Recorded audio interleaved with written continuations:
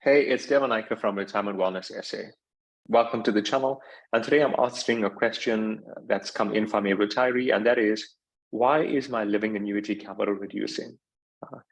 Perhaps you might not have a living annuity investment if you've got some retirement capital. The same question applies. Why is that retirement capital reducing? Now, there are many reasons that could result in that, but I just want you to pay attention to 4 reasons today. So I just want you to know that there are 4 reasons that would result in this living annuity or your retirement capital reducing. Let's go have a look at each of them. Before we get going, I want to start with just a basic understanding as to how the living annuity works. Once you understand that concept, then what I'm going to show you thereafter would make a lot more sense. So let's assume here, this pool is your capital. So it's the amount of money that you have inside that living annuity. And that money has to be invested somewhere. So the place that that money is invested will provide you with some kind of a return. See, the place that you invest provides some kind of a return. Now that could be, if it's invested well, we could get a high return. And if it's not invested well, we could get a low return. So naturally, that influences the capital itself. The next thing I want you to pay attention to is you're going to need something from this retirement annuity every single month. And that thing is what would reduce the capital for sure. See, the return itself, we don't know would reduce because the return could be good, in which case we're not reducing capital. But one thing we know for sure is coming out of this capital, and that is your income. So the income that you receive on a monthly basis, or depending on the frequency that you've chosen, that income that's getting paid to you now comes out of this capital. This is a key point for you. It's not the return itself. So you're not earning an income from the return. The reason I say this is if your income was dependent on the return, then your income would fluctuate because the returns fluctuate, which means the income should fluctuate. But if you notice the income that's getting paid to you is consistent. So if you're earning 10,000 Rand a month, it's 10,000 Rand every single month that's coming out of this investment. It doesn't alter based on the return of the investment, which means it's fixed. That's the key point. So taking a look at this, we can see money coming in from a return perspective and money going out from an income perspective. Now, assuming that you earn, let's just say 10,000 Rand as a return, and then the income that you take is 10,000, what happens to this capital? If it's 10,000 coming in, 10,000 going out, does the capital increase, decrease, or stay the same? Now, if you're thinking that the capital stays the same, I'm going to tell you that the capital is going to decrease because there's one more element we want to pay attention to when it comes to the living annuity. And that element, I'll highlight here, is cost. It's the cost. So this money has to be invested somewhere, and the place that you invest, the insurance company, together with the funds, together with your financial advisor fee, whoever's involved behind the scenes on your living annuity would earn a fee, and this is now the cost that we want to pay attention to.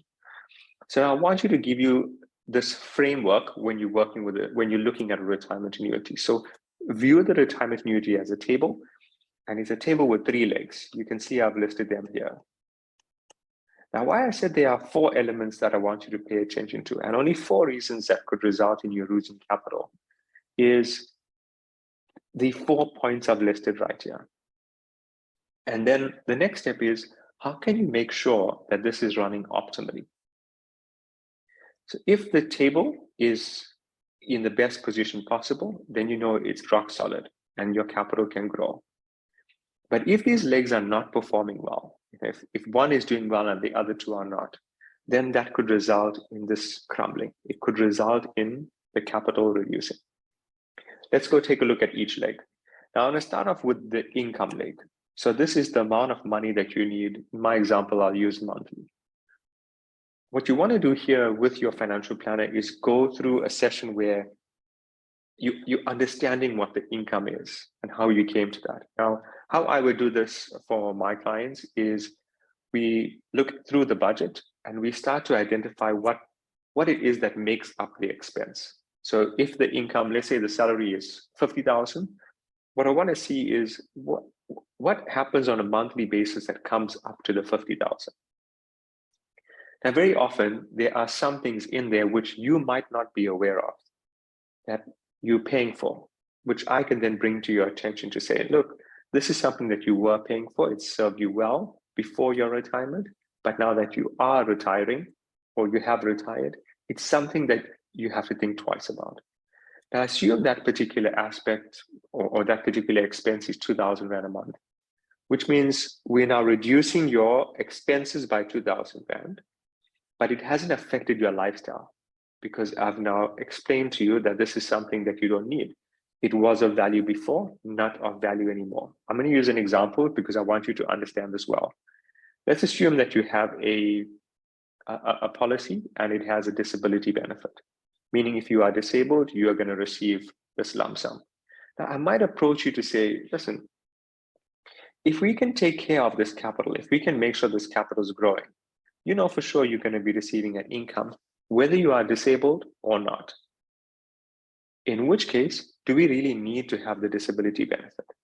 Now, if you and I agree that that's something that's not needed, then we can reduce the disability payment or we can stop that particular block of cover. By doing that, it means your income is reducing.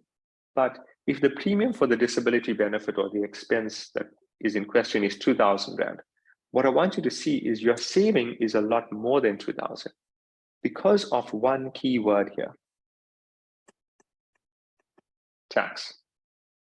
So it might seem at the surface level that you're just saving 2,000, but then we can actually take from your capital a lot. We can probably take, I'll use an example again, 2,500 Rand less from your capital. The reason for that is to take the 2,000, maybe you needed 500 Rand to pay tax. So this is one of those balancing things that I'll guide you on and something of importance for you to pay attention to. That might be a bit difficult because naturally you're used to covering your expenses and you're used to living your lifestyle the way you are living right now. And this again is where the support needs to come in to analyze those carefully because you don't want to make a mistake and cancel something that you actually do need. That's the first point. The second point is going to come from a cost perspective. Now, I'm sure you don't want to pay more than what you should. Neither do I, and neither does anybody who is retiring. But we have to factor that costs are very, very necessary. And in a living annuity especially, the beauty of paying your costs here is at some time that you are not around, your entire capital can pass on to your beneficiary or beneficiaries. So if you plan this well, this is a legacy that you can leave for generations to come. Now, I don't know about you, but I would much rather the insurance company take their small fee and I hold on to my capital itself, the big pool, as opposed to the other way around, where the insurance company takes my capital away and just pays me an income. So what you want to do here is, I wouldn't want to say the word manipulate, but you want to use the insurance company to your advantage, meaning you are going to use them, you're happy to pay their costs, but you want to make sure that the capital is growing and the return is sufficient to support that. I'll show you how to get it done. But from a cost perspective, yes, you want to keep this as low as possible. There's certain things that you want to pay attention to on the costs, meaning if you've got more than one fund, that's 3, 4, 5, 10 funds, you want to analyze the reason for having the multiple funds because each one brings a different cost element to you. You also want to analyze where this money is being invested, what type of product within the insurance company. So many aspects determine the cost here of the vehicle. Let's look at the next thing. From a return perspective, ideally you want a return that's going to grow this capital.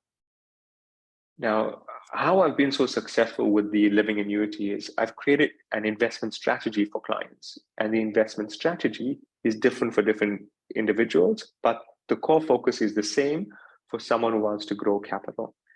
So I'm always paying attention to return last because I first want to find out what's your income, what are the costs. When I know those two, I'm adding those, and then I'm going to find what sort of return do I need to cover these two elements. Now, I hope that makes sense. It is intricate. It's nothing that you want to pay attention to. It's just something that, as a financial planner, I need to make sure I'm doing for you. And the last element I want you to pay attention to, by the way, before we go, it doesn't necessarily mean that your return has to be high risk. In fact, you want to pay particular attention to this, because if your money is invested in a high risk place, what happens when the markets crash? In essence, you are selling more of the shares in order to pay the same income. And that's where it could compromise your capital growth. And the last point I want you to pay attention to here, so the fourth one, is the top of the table, which means the capital itself. Now, if you don't have enough capital to support the kind of income that you want, then already this is under pressure. So sometimes you could have a small capital, let's say R1 million, but you want a very high income, let's say the income of 10,000 a month. It's a pretty high income from R1 million. It's well over 10%. So that's something to be extremely mindful for. Now, when it comes to the capital, again, before you start the living annuity, the foundation of that living annuity has to be perfectly done, meaning there would have been an opportunity for you to withdraw some of it in cash, and you want to calculate that well in advance so that you know whatever is being invested is the appropriate amount. And it also supports your income. So multiple aspects for you to work on when it comes to your living annuity. There is the option to add to capital. There's a special technique I use for clients where they're able to add on to the living annuity capital, and that just sustains it. But again, what I want to, or the outcome from this video is, I just want you to know it is possible for you to reverse that. So if you are losing money in your living annuity, it's possible to go back and analyze, do a deep dive between these 4 elements. It's the only 4 elements that could be impacting your living annuity and stopping it from growing. I hope you found this video insightful. I want to hear from you how this has helped you with your living annuity. If you are in need of assistance with that living annuity, you're welcome to reach out to me for support. And remember to like and subscribe to the YouTube channel so that you're able to get new content as we produce them.